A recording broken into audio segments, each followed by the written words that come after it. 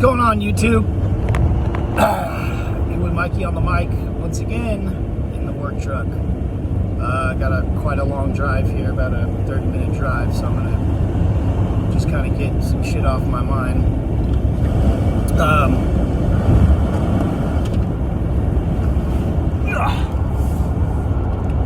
Anyway,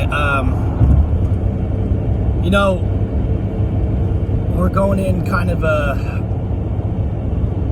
I know I keep saying this on my videos, but I just feel time is getting closer and closer. And like I said, you know, on my last few videos, you know, we feel it in the air, something going on. But, you know, I'm really thankful to have all my friends and family that love me, that genuinely love me as a person, around right now.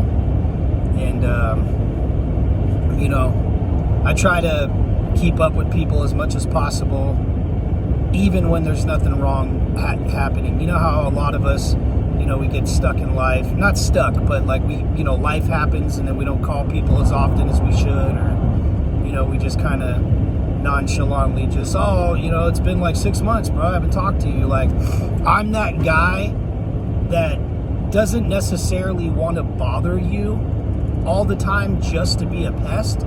But I like to bother people as often as I can, because I want to know that if I died tomorrow, I did everything I could to stay in touch, to say hello, you know, to kind of use up every moment I can with the people I choose to spend time with. And, you know, that's very important to me. You know, sometimes there's people who I do love very much, and unfortunately, you know, they changed a little bit. Like let me give you an example. My auntie, right? I love her to death. She's one of my favorite people in the world. I will give my life for that woman, whatnot, just no question. On the other hand, she's now in her mid-60s. You know, and she's getting a little grumpy for her age and very, very impatient. And in all honesty, she can be a pain in the ass when you're hanging out with her. But me being, you know, I can tell you she doesn't realize sometimes that she's being kind of an ass about stuff. But, you know, she's great. You know, she's the best cook in my family. We all know this in our family. You know, there's a light that lives in my auntie that I will always cherish and love. But like I said, she's becoming more of a pain in the ass as she gets older. She's less patient. You know, I used to be able to call her. You know, my auntie basically took the totem pole of my grandmother's spot after my grandma died. And, you know, she used to be the one we could call, you know, if we needed some guidance, you know, in the family, at least when I was younger, you know. And even now, like, I'm 40, but, you know, she's wiser than me in some things. She's kind of fallen off a little bit on the whole wise thing. Not because she's not wise, but she doesn't really like to keep up with what's going on. You know, her analogy is, you know, I'm getting old, I just want my peace, and you know, I don't want to bother with this other stuff. That's her excuse, and I don't know if it's actually an excuse, but it still is either way.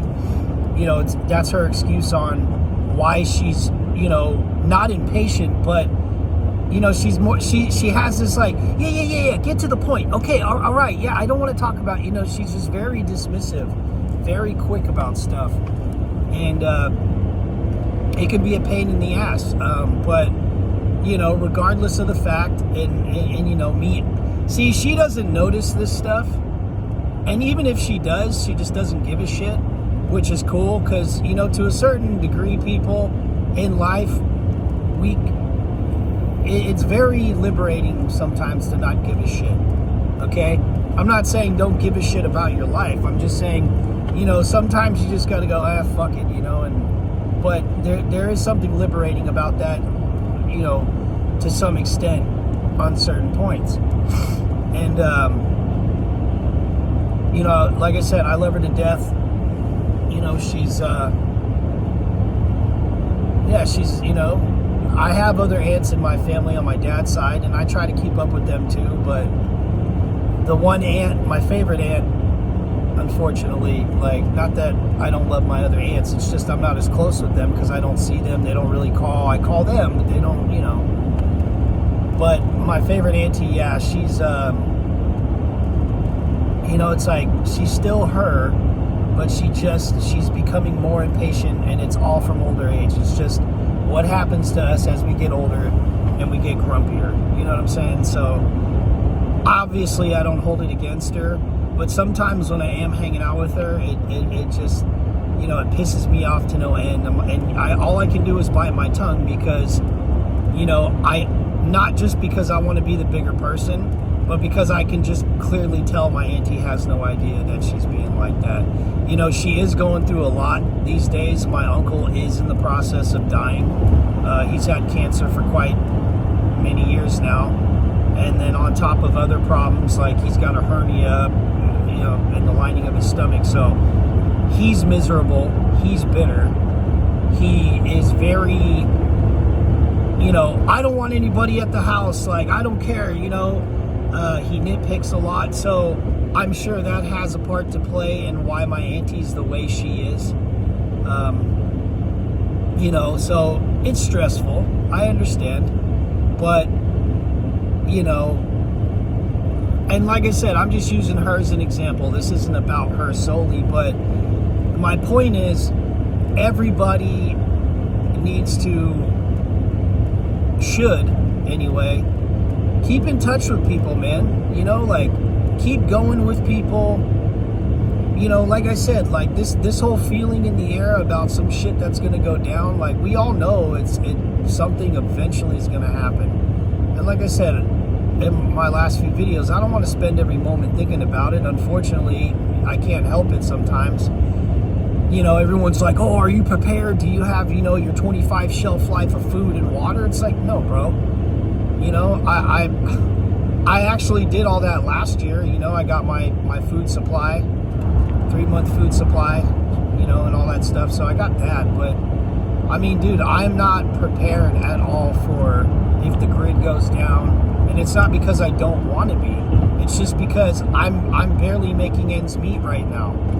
And you know, I did all this kind of prepper stuff like a year and a half ago, thinking that, you know, the banks are going to crash last year or whatnot. So, but aside of that, the point I'm trying to get to, it's just like, you know, even if everything goes to shit, you know, just, I don't know, man, just keep up with people. Like, you know, I try to hang out with my best friends as much as possible. And I'll be honest with you, I have like a good couple dozen friends, you know, like one's from school, you know, people I know that if I called, they'd be like, yo, Mikey, what's up, bro? How you been, man? Like, how's everything going, you know? But I only have probably, you know, a small group of really good friends who I could call in a pinch, who I, you know, hey, you know, I lost everything, you know, can I come stay with you for a while?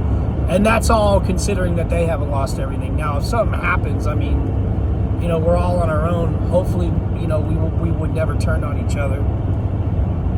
But, you know, amidst the chaos that would more than likely happen, you know, there's no telling what people will do. So, but, you know, use up, you know, if we do, I feel personally that something's going to go down around election time. And we're about 2.5 weeks away from there.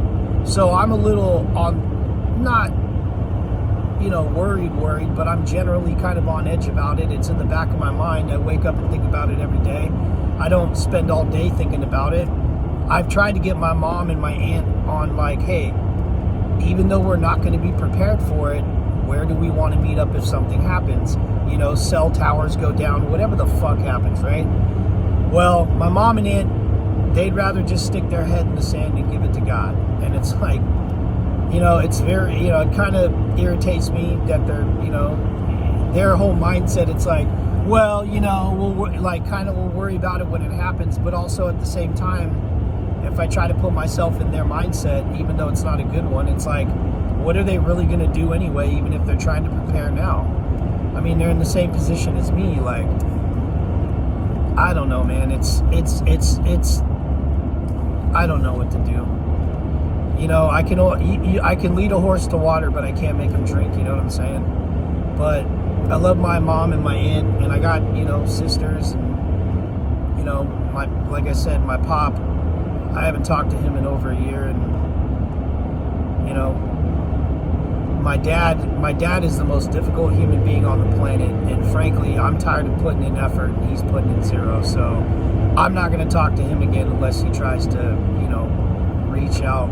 But even then, he's never going to change. He's always going to be narcissistically abusive, verbally and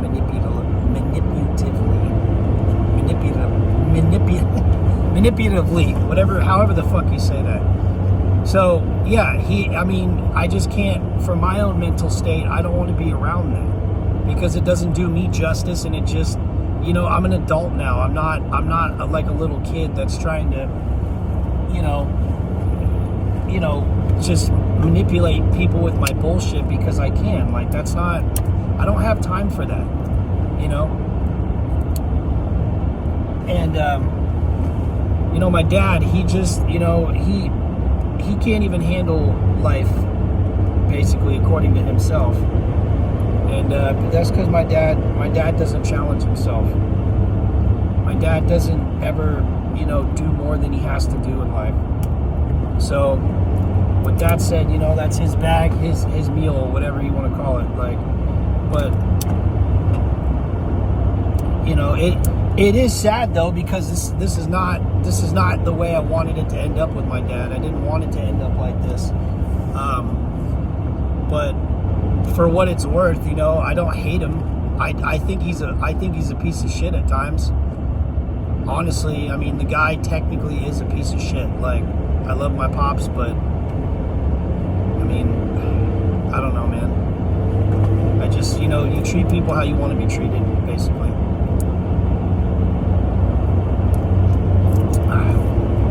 Excuse me. But, you know, my dad